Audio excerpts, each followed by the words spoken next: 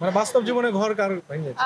বাস্তব জীবনে এখনো কারো ঘর ভাঙিনি, যেহেতু আমি নিজেও এখনো ঘর শুরু করিনি, সো এখনো ঘর ভাঙার প্রশ্নই ওঠে না। খুবই ভালো মানুষ, খুবই সাপোর্টিভ একজন আর্টিস্ট। সবকিছু মিলিয়ে ভাইয়ের সাথে কাজের অভিজ্ঞতা আমার খুবই ভালো ছিল। খুবই ভালো লাগছে পরিচালক সমিতির আয়োজনে এত সুন্দর একটা প্রোগ্রাম স্বপ্নধারা বিএফডিএ অ্যাওয়ার্ড এসে খুবই ভালো লাগছে।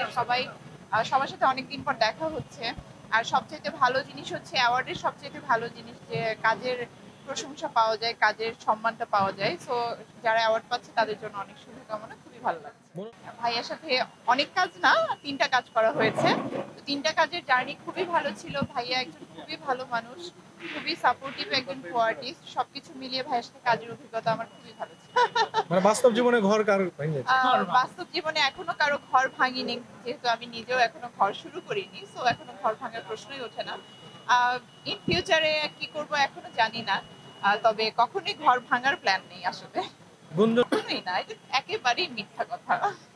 তাহলে কি প্রেম করবেন না? আমি প্রেম করলে সবাইকে জানিয়ে করব এবং সবাই জানবে যে এটা আমার বয়ফ্রেন্ড। আমি খুবই একজন ওপেন মানুষ, লাইক আমি সবকিছু ওপেনলি শেয়ার করতে ভালোবাসি। কেউ যদি আমার জীবনে থেকে থাকে আমি অবশ্যই তাকে সামনে নিয়ে আসবো, সামনে নিয়ে এসে সবার সাথে পরিচয় করিয়ে দেবো। আমার সামনে বেশ কিছু সিনেমা রিলিজ আছে।